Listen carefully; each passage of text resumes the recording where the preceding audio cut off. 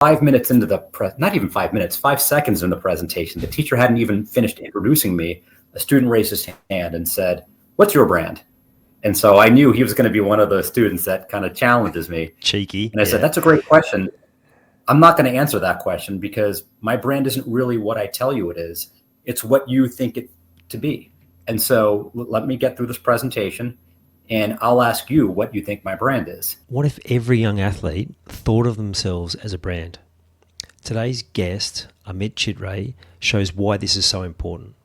A communications expert who's helped executives and young professionals get noticed, Amit now applies the same lessons to student athletes. His book, The Other Playbook, teaches athletes how to see their value, communicate with impact, and take control of how they're perceived on and off the field. We dive into real-life stories, practical strategies, and simple steps for young athletes to map their skills, solve problems resourcefully, and become their best selves. If you're a parent, coach, or anyone who supports young athletes, this episode is packed with insights to help them thrive in sport, school, and life. I'm Ian Hawkins, and this is Sport is Life. The purpose of sport, as I see it, is to see your vision become a reality. Find your voice, create strong connections, and learn to trust your body.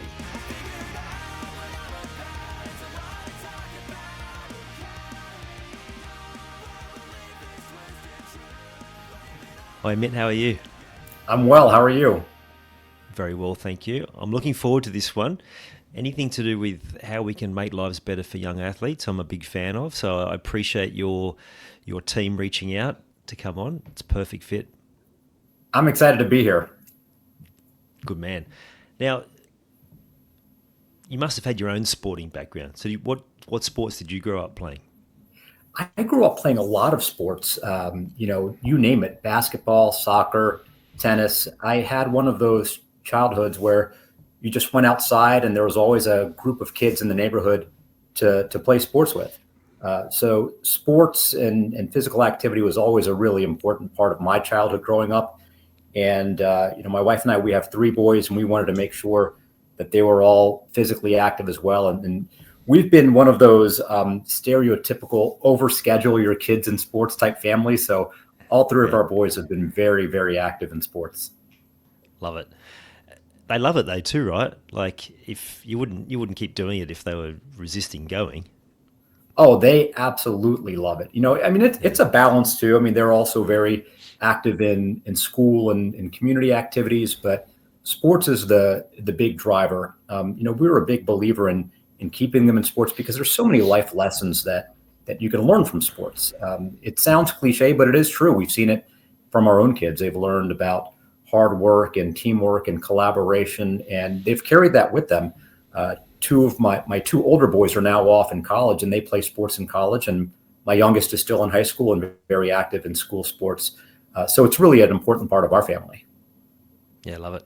And looking back now, you've obviously done a lot of work on yourself with the work that you now do in a corporate environment, but also with the work you're doing now with the book and young athletes.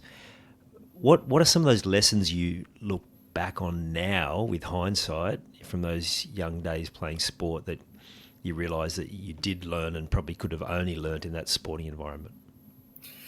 I think the biggest lesson for students playing sports is that they have to understand that they're always being watched. They're always being perceived. And I think a lot of students maybe understand that on some level, but don't understand how deep that goes, that they're always being watched, whether it's by their coaches, their teammates, teachers, family. And they have to understand that how they think they're presenting may not actually be how they're being perceived. That was the biggest lesson as I wrote this book. And just a little bit of a backstory. You mentioned kind of my corporate background. My career has nothing to do with sports. My career is in communications. I started off my career as a TV news reporter. And so I was a TV news reporter. I've worked in PR. I've done crisis communications and a lot of corporate communications, which include leadership trainings. And so I had this leadership training around personal brand development that I gave to companies and executives around the country. And the genesis of this book came from that training. Actually, there was one day I was giving the training, and the night before the training, I wanted to practice a little bit more in front of a live audience. So I sat my three boys down, and just so I could have someone to riff off of a little bit. And as I was going through it, I just had this light bulb moment. Why are we waiting until people are career professionals to teach them these skills? My three boys, I looked at their life experiences. These are life lessons that they can learn and benefit from at an early age. And so the premise of the training and the premise of the book is that I encourage people to look at themselves as a product, right? So every product has a brand. And if you think of the major companies, they all spend hundreds of millions of dollars to make sure you feel a certain way when you interact with their product. When you power up your iPhone for the first time, or you walk into a Starbucks, those companies are intentional that you feel a certain way when you engage with their product. So similarly, we have to understand that we are products and we have customers, and we have to be intentional so that those customers feel a certain way when they engage with us. It's not enough for a kid to say, yeah, I'm coachable. What are you doing so that your coach sees that you're coachable? So getting back to your question, I think that's the biggest lesson that kids don't quite understand, is that they're constantly being judged. People are making these assumptions about them. Some people who've never even met them before. And you have to be deliberate in your actions to make sure they perceive you the way you want to be perceived. Yeah, love that. And does that mirror up with your upbringing as well when you're playing as a youngster, that maybe you weren't allowing yourself to be perceived in a way that you actually were? Yeah, I think it's true for kids in general. And first of all, many adults don't turn the glass around and look at themselves and reflect and become introspective like that, let alone kids. I think it's very difficult for kids because they often don't think of themselves. Thinking of yourself as a product is a really new concept for them. And you know how it is as a kid. I mean, when you were a kid, did you really care what, the adults thought about you? Probably not. Do you care what your teachers think about you? Yeah, maybe not. But when you frame it around, okay, you're a product, these are the customers that are important to you. And maybe think about who are the customers that might be important to you a year from now or 3 years from now. Then all of a sudden you start to look at it through a different lens and say, oh, maybe I should care what they think about me. And maybe I should try to present myself in a different way. Yeah, I guess for me, the reason I asked about you specifically is like I was a child that grew up constantly caring about what other people thought. Like I was thinking about it all the time, and knowing what I know now, like I was a shy kid, but I was really someone who wanted to be connecting with people. I wanted to be like in conversation. I wanted to be included. All of those different things, and I think about the different moments of coaches that sort of brought that out of me as a younger person. So yeah, I don't know if that comes into what you're teaching, but that's why I was asking you about your specific journey. Like, do you have much memory of that and what that was like for you? I think everyone's going to be a little bit different. I think for me, I get what you're saying that, yeah, you care what people think. It's not that you don't care. I think the challenge with a lot of players, and it certainly was for me, is you don't appreciate just how many different people are making judgments about you or looking at you. So yeah, Mm. I cared what my teammates thought. I cared what my coach thought of me in the moment, but I maybe didn't connect the dots to all the different customers in my life. Right? You're not Yeah. thinking in the moment about, okay, how is my behavior going to be perceived by an admissions officer at university, or a potential employer, or a fan, or a referee, or all of those things. And so I think the point of this exercise is to get student athletes to understand the full breadth of, who are all of your customers and how do they perceive who you are.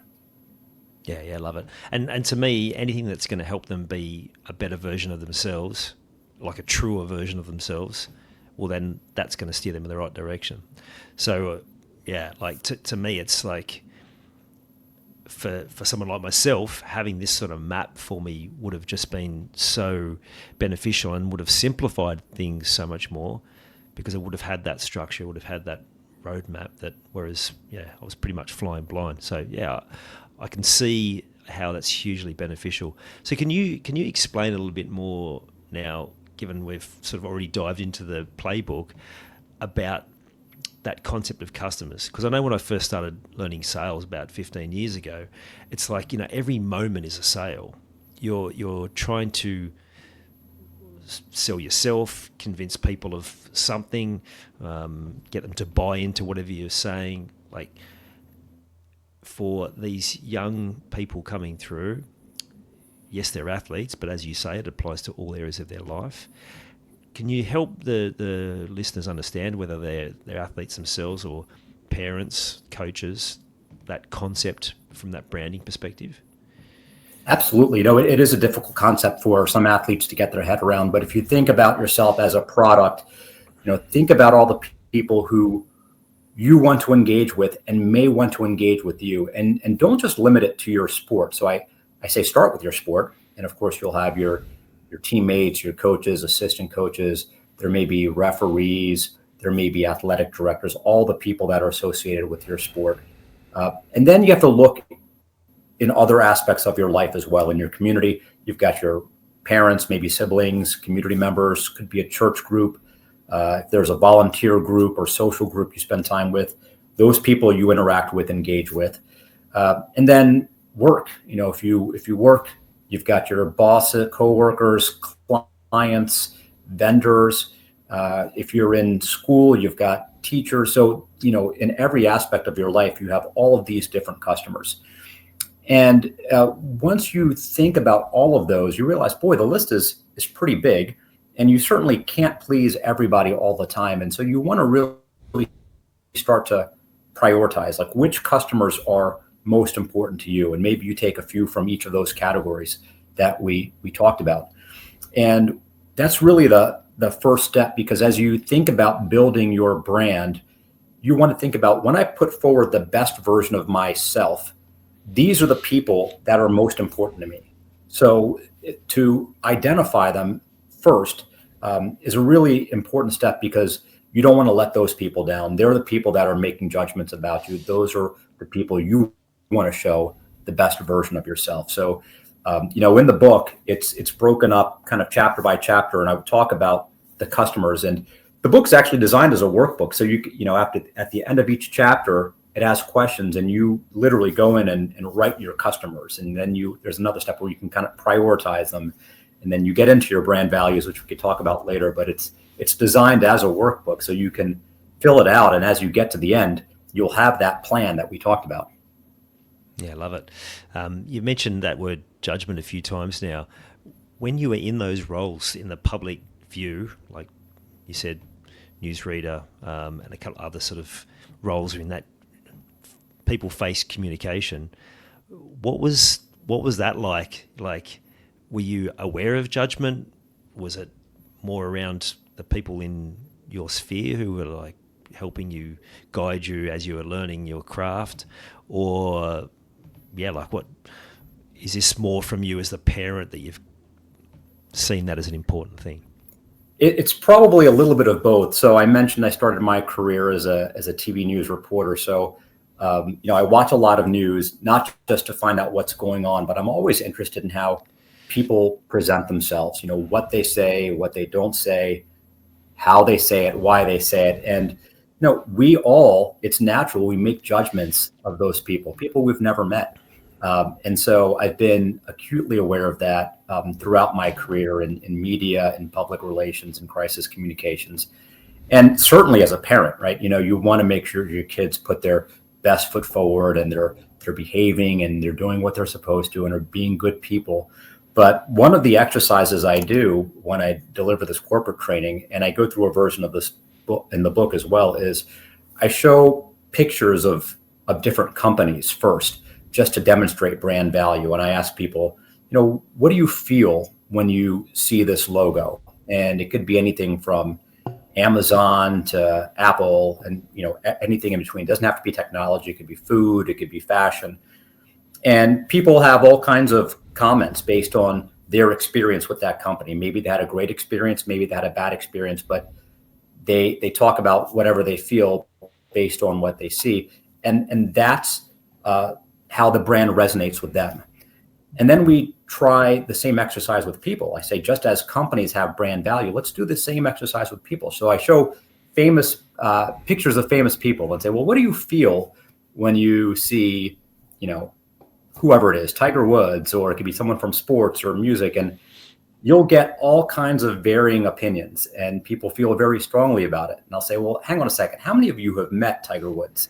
And no one has. And I said, well, isn't it interesting how you have very strong opinions about someone you've never met?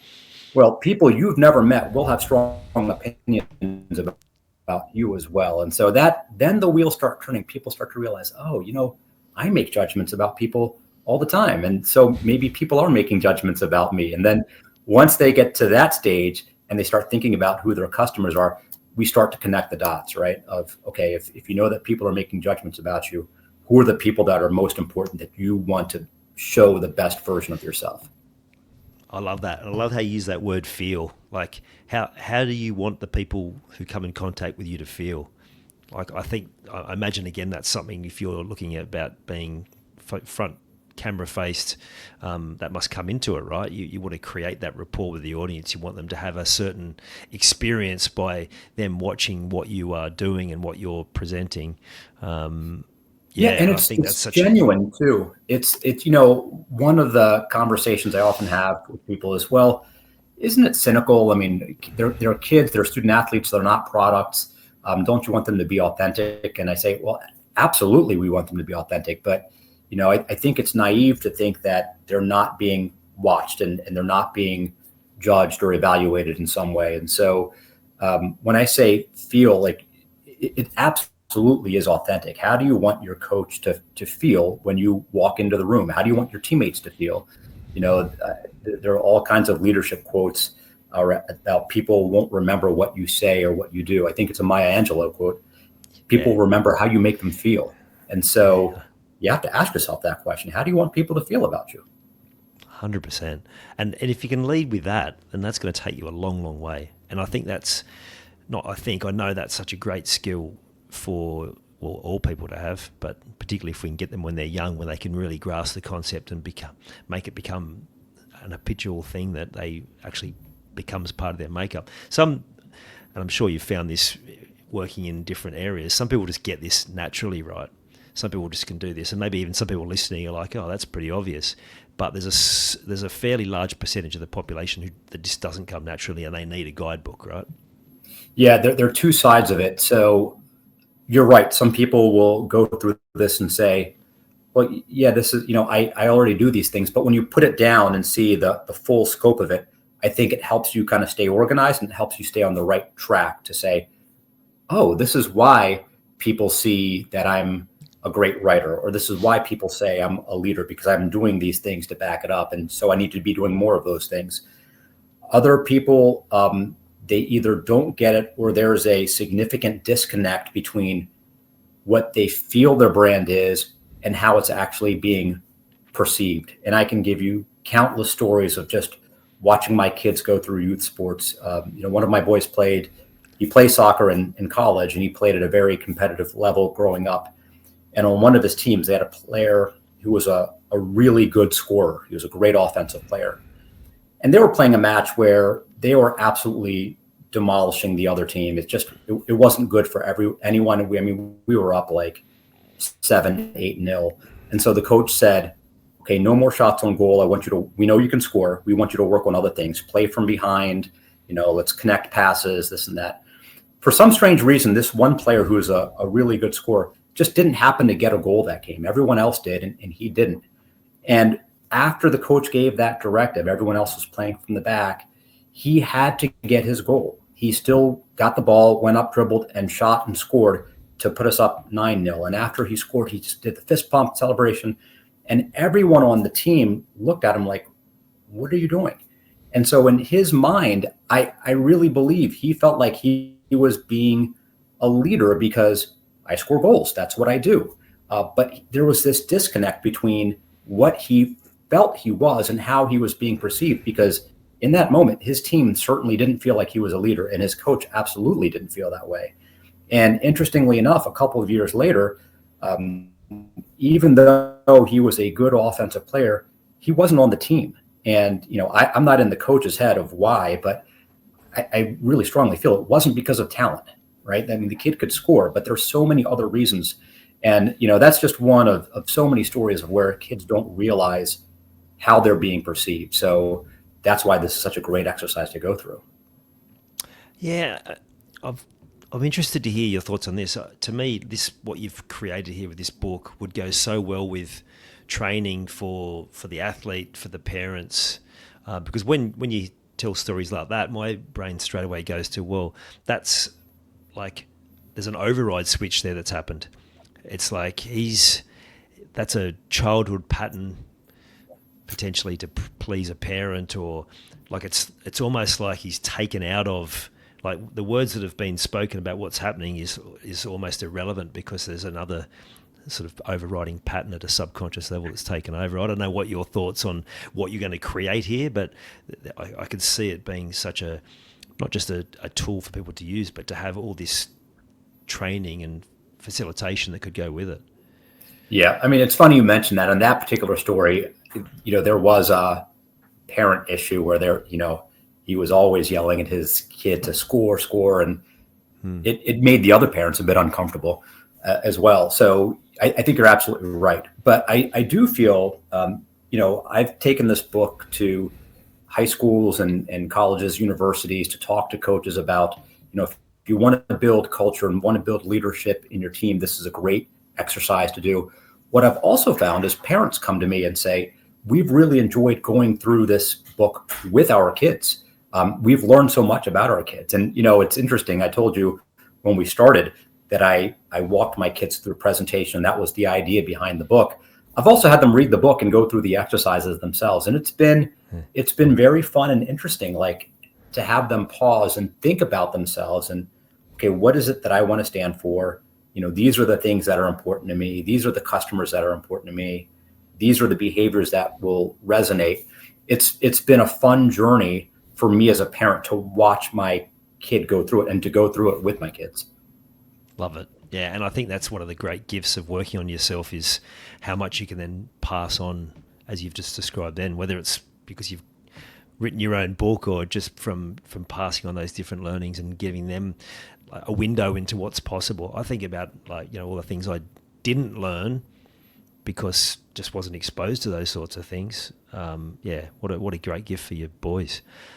So what I know about anyone who is guiding others and helping others and is passionate about it, like I can tell you are, there's usually something from their own backstory where they're helping people with things that they didn't have, or something that they'd experienced. Like, have you got a bit of a backstory about how you landed in that space of, being that communications expert, helping people be the best version of you?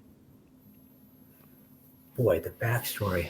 Yeah, I really think at heart I've always wanted to solve problems. I'm a problem solver, and it's funny because when I went through the exercise myself, I mean, in the book I share my own personal brand plan because it's tough to do sometimes for yourself unless you see someone else's. So I share my own so people can see.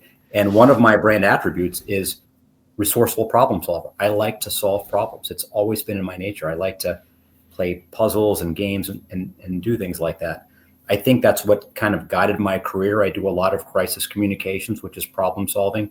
And that naturally evolved into this type of leadership training, helping people, remove those obstacles to find the best version of themselves. And when I've worked with people and taken them through this book, and when I see their light bulb go on and say, yeah, this is it. This is what I need to do. And it's just very gratifying for me. I just see it as kind of like a puzzle piece to unlock. I love that so much. And I think I could just tell by how you really lit up when you were talking about that sort of stuff, how important that is. Is that something you've always loved to do, like even from a young child, like just be that sort of problem solve and puzzles and that sort of thing?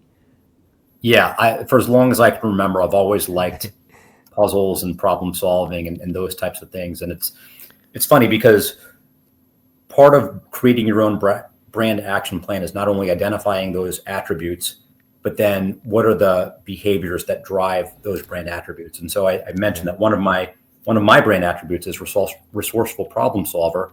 And so to drive that, there are things I do every day, and my kids think it's silly, but I'll play things like those Scrabble games and games on my phone. I Yeah. love playing chess. Those types of things every day I'll do just to get my mind in a problem solving mindset. And then certainly you don't just stop at that. I mean, you build off of that. I do a lot of crisis communications work or strategy work with my clients. It's problem solving, and so when you do those things, when you have things you do every day, every week, and every month, and you stick with that over a period of time, you don't have to tell someone, hey, I'm a problem solver. They can see it by your actions and your behaviors. And that's true across all of your brand attributes. So good. And so that, what was the word you used? Crisis. What did you say? It was like crisis management? Crisis communications. Crisis communications. Yeah. Mm-hmm. So does that come into the playbook? Like, is there an element of that you've planted in there as well? Not directly, but I suppose tangentially. One of the things we talk about in brand development is it can take 20 years to build a brand and 20 seconds to destroy it. I mean, you've probably seen this with countless, professional athletes down to collegiate and amateur athletes. And so, we talk about social media, we talk about factors that can impact your brand. Some of them are internal, things you can control. Some of them are external, things that are out of your control. But you need to be aware of what all of these factors are, because you can do all this work to build up this brand, and a silly decision that goes against your values can bring it all down in an instant. And so, we talk about that in the book and how you can guard against that.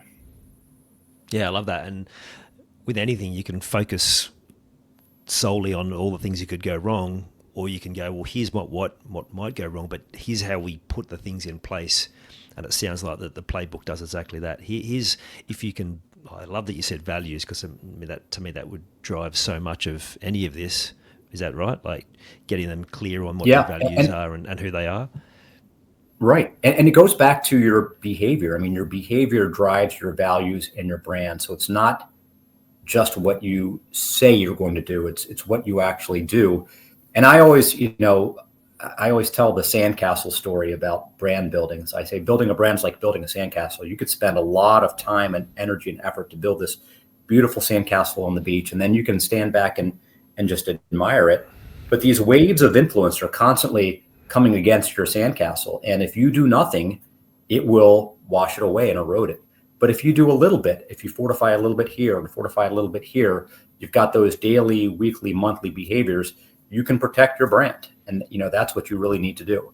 You have to watch out for those external factors. I mean, I tell, my sons and the student athletes I work with, think about the things you can control and things you can't control. You can't control what, a friend does or says about you, but you can control who your friends are, right? So, be careful about who you spend time with and, the activities that you take part in with those people, because you don't want that to impact your brand negatively. Yeah, absolutely.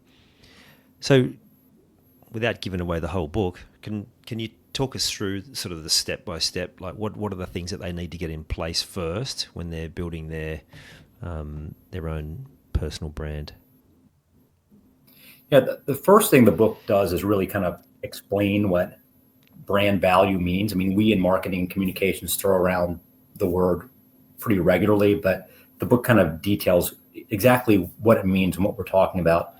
Sometimes when I first introduce people to this concept of brand, they think, oh, you mean my social media page and how I'm going to get fans and be a superstar. And it's not exactly like that. I mean, brand value is really, how people perceive you and how you want to be perceived. So we really talk about what brand value is, and we explain how companies and products have brand value. Similarly, people have brand value.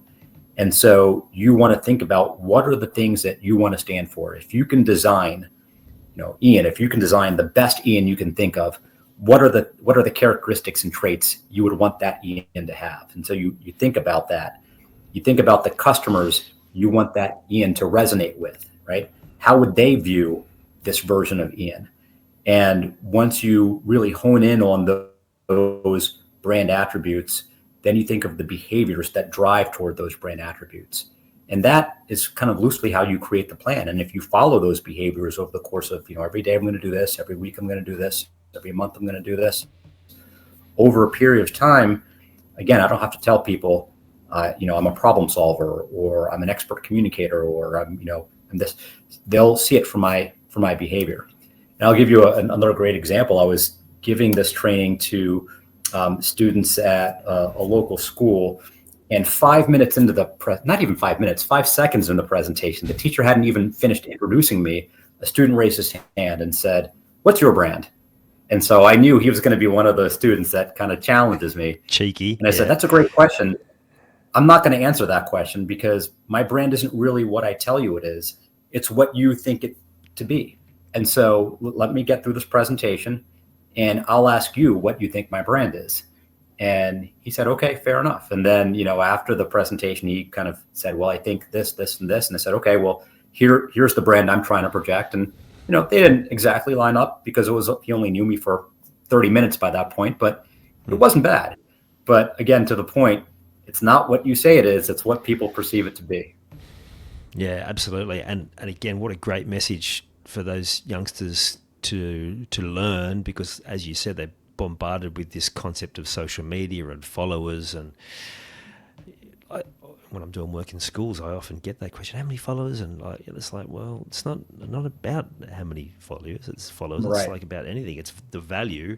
And I'm glad that you mentioned that as well, that concept of value. I'd be interested to hear, because that's something, again, if I think about my own sort of, especially those teenage years, like trying to understand my value. Even through my early years of corporate, I didn't understand where I added value. So what are some of the steps within there so they can not only think about what they do well, but just help them see just how valuable they are doing those things? Yeah, it's not an easy exercise to go through. And that's why this book, it works well when they're doing it with teammates, with coaches, or with parents, because there are some tough questions. It's a little difficult to be introspective. When they come up with the brand values, I usually break it down into two categories. One is, you said, what are your strengths? What are you good at? That's usually a good starting point. The second column could be aspirational. I'm not a great writer yet, but I really want to be. I want that to be my brand. I want people to think of me as a great writer. Okay, well, if you're not there yet, that's fine. But if that's important to your brand, let's come up with the behaviors to help drive that. When I gave the corporate training, one of the people said, I want to be seen as kind of a lifelong learner. I like to learn new things. And so it was something as simple as he didn't have time to read a lot on his own because he was busy with work and family. And I said, if you can carve out time to read one book a month, either in your field or not, think of the body of knowledge you'll have in just 1 year. A year's not that long of time, but think of the body of knowledge you're going to accumulate. You don't have to tell people that, And so I think that you're right. It's hard to think of what are those values I stand for, but it is, I really think it's what you're good at, and then it's what you want to be. Yeah. And what I've learned is that aspirational thing, when you're looking at someone else and what they're good at, it's because it's sort of triggered something within you that you actually are good at, but you just haven't quite seen yet. And I love how you described it's really good to do this with teammates and coaches and parents, because, sometimes we can't see, even about ourselves, what the real strength is, and having people there to validate and to point us in the right direction about what we do well. It's, I like the fact that that's how you're modelling it, that it's definitely a group activity, because I think I could actually imagine, is this how you've done it, like getting teams together and actually getting them to go through the activities as a group? Yeah, it's exactly it. It's funny because as I was writing the book, one of my boys said, "This is a great idea, Dad, but kids my age, we don't really read a lot." And I was like, I get it. I get it. You don't want another book to read on top of all your classwork and everything else. But I said, if your coach gave you a book to read, would you read it? And he said, yeah, I probably would. And sure enough, he's a first year student at college this year playing soccer. And before he even set foot on the field, his coach had assigned his entire team a book to read over the summer. And they got on video calls every week and they discussed a chapter each week. And I said, look, culture and leadership is important to your coach, and you're reading the book because he asked you to. So it is a great team activity for coaches to take their teammates through. And it's a great activity for parents to go through with their children as well. Yeah, love it. And what a great idea from the coach. Well, I'd be curious, what was the book that he got them to read? It was Urban Meyer. Urban Meyer's a football coach. He was a college and professional football coach here, and it was his leadership book. Fantastic. That's giving me some ideas.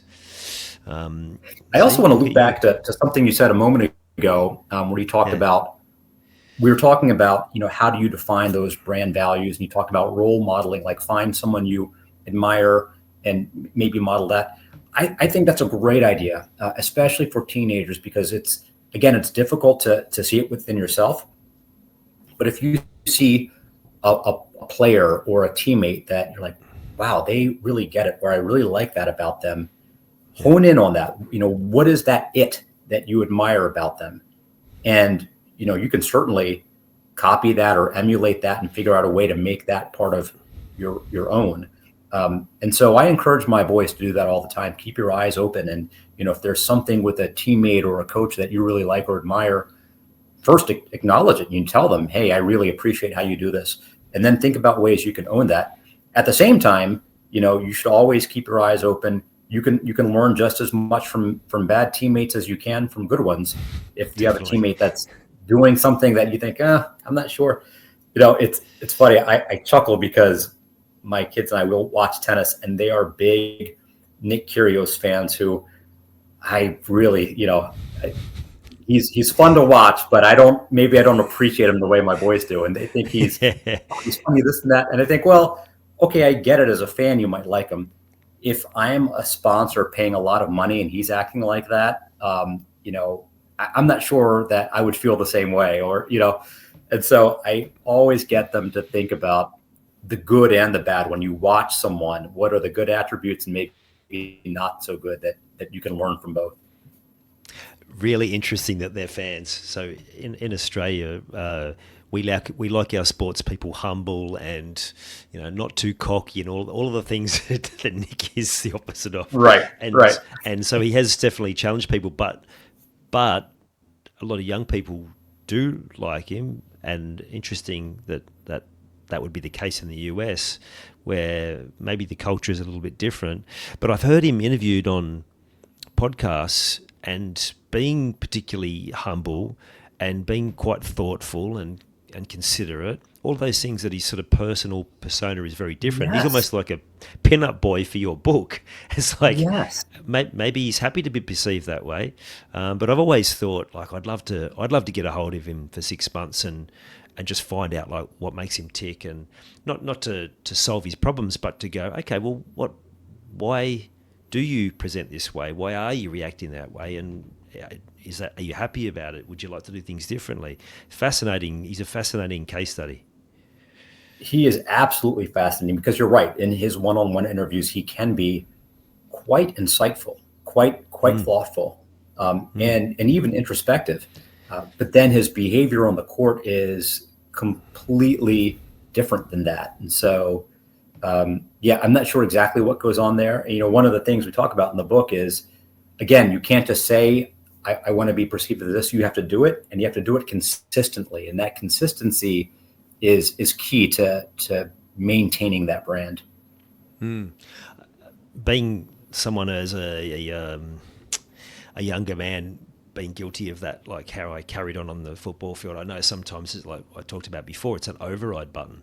Like, you can have the best intentions about how you go out there, and this is something that I talk to coaches when they're working with elite athletes, is you can put all these really strict rules in place, but if there's a pattern that's overriding, then you actually need to do some deeper work around it, which is why I'd be fascinated to talk to Nick and just get a bit like you, problem solving, just finding out a little bit more about what makes him tick and how that is, because I think also in a team environment, players like that, if you can get them heading in the right direction, they can be that person that actually brings a team together, that gels a team, that because of that sort of emotional side, they can actually they can see things a little bit different. So yeah, interesting case And I study. also think people, yeah, and I also think if you go through the exercise and take time to understand, um, maybe you're less likely to act out in that type of setting because,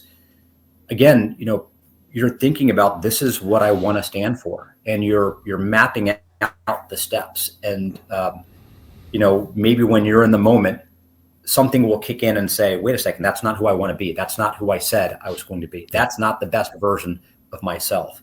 And so again, that's why I think this exercise is so critical because it can help people bridge that gap between sports and the rest of your life.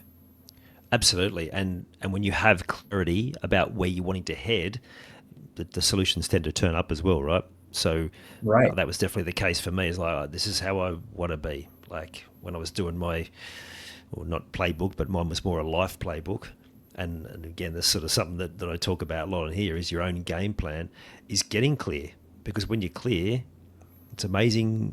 It's amazing the answers that will show up for you. And even just with this podcast, like the amount of people that have reached out recently asking if they can come on has been great because it's like, yeah, like the message is there. These are the sort of people I want to talk to, and they're just showing up. So yeah, you've solved more than That's one problem today. fantastic. Yeah. Well, what I also love about, I love how you framed it as clarity. It's not only clarity of, okay, here's what I need to do, but it's clarity on what I don't need to do. Because if it's not in the Yeah, plan, if it's not, yeah, then it's holding me back, right? And so the clarity actually works both ways, which I really appreciate, especially for a student athlete. Listen, they've got so many demands on their time from parents and family and home responsibilities to obviously their team responsibilities to schoolwork. A lot of times they have jobs, they've got, community service. And so that plan, clarity, you hit the nail on the head. It's okay, here's what I need to focus on. And anything else, it's not helping me build the best version of me. yeah, absolutely. And as you said, a plan. Plans, you can get off track with the plan. Like life and sport throws different scenarios at you that takes you away from the plan. But because you have that plan, you can come back to where you should be headed pretty quickly. So you're right. Having all that in place is serving you at so many different levels. Amit, can we sort of steer away from the book for a bit? Because one of the things with this podcast is to be able to pass on your own life lessons that you've learned, whether it's in sport or life, and how you can then map that across to all areas of your life. So if I come back to that, your career, like, can you think of one or two lessons that you learnt, maybe the hard way, maybe from a setback, where you had to learn a certain problem-solving strategy or solution that not only was able to have a positive impact for you, but then you're able to now pay that forward because who better to pass it on to other people than someone who's overcome them themselves? Yeah, I don't know how profound this is going to sound as a huge life lesson, but to me, I learned this really early on in crisis communications, and it is just to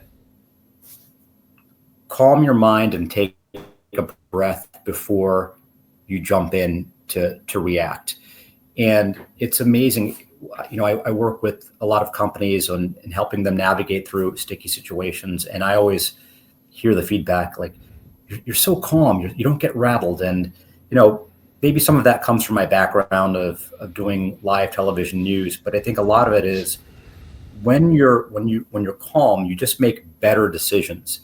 I think it's easier to lead. If you're frantic, people around you will be frantic. And so oftentimes, whether it's in a crisis communication situation or just dealing with the stress of life, I just remind myself, okay, it's never as great as you think it is. It's never as bad as you think it is. Let's Yeah. just take a beat, take a step back, and then attack the problem, one step at a time. I can even tell you, when it came to writing this book, I had the idea in my head for maybe 7 years, and I started it, stopped. I could never get my head around how am I going to get this thing done. And this year, I finally committed to I'm not going to write a book. I'm going to write an outline for a book. So I did that. And then It's once I good. wrote the outline, I said, okay, I'm not going to write a book. I'm just going to write chapter one of this book. And so I did that. And so Yeah. I just kind of stayed calm. I slowed my mind and I broke it down into digestible bites. And I find that, that is effective in so many different parts of life. If just take a step and attack it one step at a time. It's not always easy to do. I know it's easier said than done, but it has worked well for me. Mm. You said I'm not sure if it's going to be profound, but what you just said then, that's profound. Because I know how many people that I speak to, they get so overwhelmed. And yeah, we've all been guilty about that, of thinking, looking at this project and Right. going, it's too big. I often, my wife's in, her background's operations, project management, and so she's really good at taking me through that conversation and helping me chunk it down into smaller pieces when I'm getting overwhelmed in that big picture thing. So what you just described then, that's actually gold. So if anyone looking at a Yeah. project and they're getting caught up, yeah, the planning, it seems elementary, it seems like it's unnecessary, but it actually it leads everything, because then you can go, okay, well, I just need to do this. It just seems so much more manageable, right? Right. Right. You know, Another story along those same lines, after we had our third child, I decided to go back to school to get a master's degree. And again, it was something I wanted to do for a long time. And it was just so daunting, especially now that we had three boys and my wife had a demanding job. And how am I going to go back to school? I'm crazy to think about this. And so I told myself, all right, I'm not going to go back to school. I'm just going to fill out the application. So I Yeah. filled out the application and then I got into the program. Okay, I'm just going to look at the course catalog and figure. And you break it down into one step, and all of a sudden it just becomes so much more manageable. One of the things I mentioned friends as I finally published the book, I said, sometimes the hardest part about reaching the finish line is crossing the starting line. And I really Yeah. believe that to be true. And sometimes Yeah. you just need to start, just take that step. And after you take that step, take one more. And you build momentum and you can get there. Yeah, so good. Uh, I reckon for those of us like you and I who do a lot of guiding others, we're always trying to learn new things, and we can get so caught up in like how much we've learned and some of those sort of top end things that we've learned, and we lose sight of just how much of those really simple things are just so profound to people on their journey, and even to people like I've done loads of this self learning, my own sort of self learning project, and yet when you describe things like that, it's like, oh yeah, well, no, actually that is the profound stuff. Like, so can I just dig a bit deeper into your stuff, Amit? Of course. Yeah. Cool. So when again, I've got a TV background as well, so you kind of get pushed down this road that everything's got to be perfect, everything's got to be polished. But what I'm finding more and more working in this medium is that what people are more and more crying out for is real, is raw, is not perfect, because I think we get a lot of life shone at us that's things are going to be perfect and things are going to be this, but it's exhausting, and I think people are over that. So can we get into a bit more of the trenches with you and maybe some more of those lessons, because I'm sure with all of the things that you've done there, it hasn't just been smooth sailing, right? There would have been those moments where you're like of self-doubt. I was listening to I was going through one of my old interviews because it's coming out this week, and he was talking about one of the iconic motor racing drivers here in Australia, and he asked him about, oh, do you get nervous? And the driver said, yeah, like if I don't get nervous, like I'm not going to be here. I'm not going to keep doing this. So even the best, have these different things that we all experience. So can you think of like where you sort of got bogged down, or where you had a setback, or something that where you were going through your career where you just went, oh man, like I'm really battling here, and then sort of came out the other side because you problem solved, or you got guidance or help somewhere along the line? Yeah. I think throughout my career, there have been some ebbs and flows. I was working at a national nonprofit where I was overseeing the communications function, and I'm living in Rochester, New York, and I'm flying to Dallas, several times back and forth with my wife having a busy job and raising three kids. And it was difficult because it was a great organization, loved the mission, loved the people, but the commute was just it was undoable, unsustainable. Exhausting. Yeah. And yeah, and it wasn't necessarily fair to the organization. It wasn't fair to my family, and that's when I wanted to branch out and start my own consultancy. And I hadn't for a long time because of that. Self doubt creeps in. There's some imposter syndrome of, well, why would someone pay me to do this? This is kind of common sense of this is how you do this. And my wife had to point out, her background's in pharmacy. And she said, well, this comes easy to me because I studied pharmacy, but, writing and communicating and messaging succinctly and concisely doesn't come easy to me. It comes easy for you. So it's, you feel like, why would someone pay you for it? Like, of course someone would pay you for it. And so it was, I had to get over that. Like, okay, maybe there is something of value here. And then so I launched my consultancy and started slow and built up, clients. And then I realized, there really is value in what we do as communicators and helping people tell their story. And so many people have great stories to tell and just don't necessarily unlock the right channels to tell it. And so, there were those moments of doubt, I think, many times, and you just have to remind yourself that no, there is value to what I'm doing. I think I can help people. And what helps is seeing the results, right? You get one client and you see how they're able to navigate through a situation or tell their story effectively, and that builds success into another client, and then it really starts to steamroll. Sometimes you need that early validation to keep going. Yeah, absolutely. And I think what you hit the nail on the head there, or maybe your wife did. It's the things that we just do so easily and effortlessly. We almost don't see the value at times because it just, isn't this just what everyone thinks and everyone does? And so I love how you describe that, because I think if we come back to the playbook, and if you're looking at young athletes and they're sort of stuck on that, well, what is my value? It's usually through that lens. It's usually through that thing that they just do effortlessly. And like for me, talking.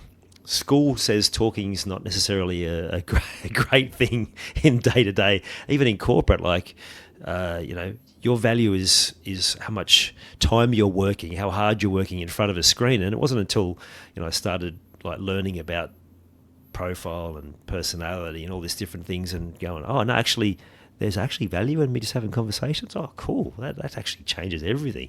So I love that description, and I love how that's helped you to overcome self-doubt, because as you say, everyone gets those moments of self-doubt. So that is a great example. Yeah, and it's interesting when I've given this corporate training, really holding people accountable to ask themselves, okay, what is it that I stand for? What am I good at? I remember I gave this training to a company, and the CEO had invited like his top sales people there, and he happened to have an admin there as well. And so we're going through the exercise of, okay, what are your brand values? And it was interactive. So I called on her and said, well, what did you come up with for brand values? And she was just not forthcoming at all. She's like, I'm sorry, I shouldn't be here. I'm just kind of the admin. And I said, well, what do you mean? I mean, surely you have got some brand values. And she was very flustered. She's like, listen, I was a stay-at-home mom for a long time. I just, I'm just getting back into the workforce. I'm new at this. This is not really for me. And so I dug in. I said, well, tell me about that. How long were you a stay-at-home mom? Well, what did you do? How many kids do you have? And, what's your role now? And I said, okay, so here's what I'm hearing from you, that you wanted to provide, you were a stay-at-home mom, but you wanted to provide a better life for your kids. So you decided to come back to work, right? Like that takes dedication, it takes perseverance, it takes some guts. You have to be organized because you're balancing work now with raising these kids. And I turned to the CEO, I said, So dedication, perseverance, organization, are those brand values that resonate with you as a CEO? Is that something you would want from your employee? And he goes, 100% absolutely. And I turned to her and I said, I think you found your brand values. And I mean, she was getting Should kind have of been emotional. emotional. Yeah. Yeah. But because again, it is difficult to think about, okay, what is it that I'm good at? What is it that I stand for? But everyone has something like that in them. Everyone has, these are the things that I'm good at. These are the things that are going to resonate with the people that are important to me. And these are the steps I need to do to continue to develop those brand values. Wow, that is a great story, and yeah, I felt the emotion of that moment because I think I've coached women's teams, like over 40s women's teams, to their mums, and just how much pressure they place on themselves, that the expectation, the mum guilt, all of those different things. I could just see the impact that would have had. Like, she would have been, yeah, Yep. relief. Like, oh Yep. wow, yeah, I have got value, amazing. And again, if we bring it back to the book, like being able to have those conversations with young athletes and helping them to sort of embrace that concept at that age, like what the difference that'll make for their life, it's powerful. Yeah, and there's another step to this that's again beyond the sports, because for the overwhelming majority of these student athletes, they're not going to be professionals, right? I mean, the Yeah, athletic career is going to end at some point. yeah, So, who is the person you want to be at that point? So, the brand values you choose and you want to project aren't just for in the sport. So, if you say, "I'm coachable, I'm a good teammate," that's great while you're on a team. It's also pretty great when you're not on a team, when you're in a working environment, right? And so yeah. um, that's why I say it helps build the best version of people in sports, in school, and life, because these brand attributes resonate across all of it. It's not just the sport. Yeah, spot on. And I'm big on that. That's like, again, one of the premises of the podcast is to help people to see how they can map these skills across. So I love how you've demonstrated that. So good. Can we tap into a bit of the your communications expertise now? Uh, what's Sure. for If you some? give me 1 second, I noticed my laptop is dying on battery. I think my plug came out. So give me 1 second. Yeah, you're right. I'll just talk amongst myself. So, I apologize about that. I was about to lose battery there. that's We talk good. about the imperfection and perfection of TV. Well, there we just had a moment there, huh? Well, but usually you got someone else looking after those sorts of things for you. That's good. I'm glad I'm No not the only one who producer does on that this end. occasionally. Yeah, exactly. Yeah, so if someone's looking to improve their communication, let's start with well, something that again aligned with the book. If you're talking about a coach that's wanting to improve their communication, what's a tool or a tip or a strategy that you can pass on that's going to help them to be a better communicator to their teams?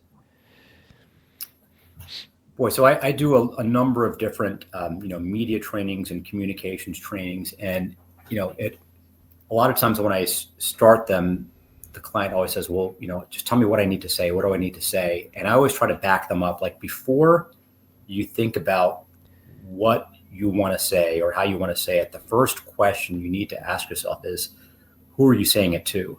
Know your audience is the number one tip or rule of communications. And so for a coach, yeah, you could say it's pretty easy. Okay, my audience is my team.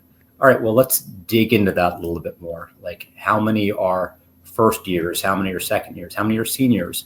What are their motivations? What are their goals for the season? Like, learn as much about your audience as you can, because that's really going to inform not only what you say, but how you say it. And so that by far is the biggest tip of any type of communication, is really know your audience. Yeah, it's a great tip. So once they have done that research and they've started to know their audience, is there like a checklist or something to how they make sure that they then hit whatever they need to hit for that audience, so that audience feels engaged, so they feel like that they're actually, they're being spoken directly to? There's no one checklist. Each audience is going to be different, but you have to be thoughtful about how does that audience want to receive the information, right? What's the best way? Is it, in the corporate setting, is it email? Is it face-to-face meeting? For a coach, is it one-on-one meetings with the players? Is it team meetings? Is it practice sessions? How is the information going to be conveyed best?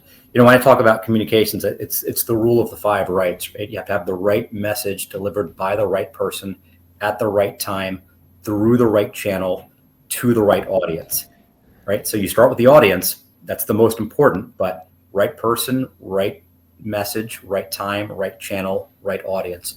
And really, for effective communications, you need to hit on all of those, because if you miss on any one, you think about it could be lost. So let's give an example of a soccer team needing to be told some type of message. If it's the right message, right channel, right time, right audience, but it's not the head coach delivering it, say it's another player, the team might not listen to them, right?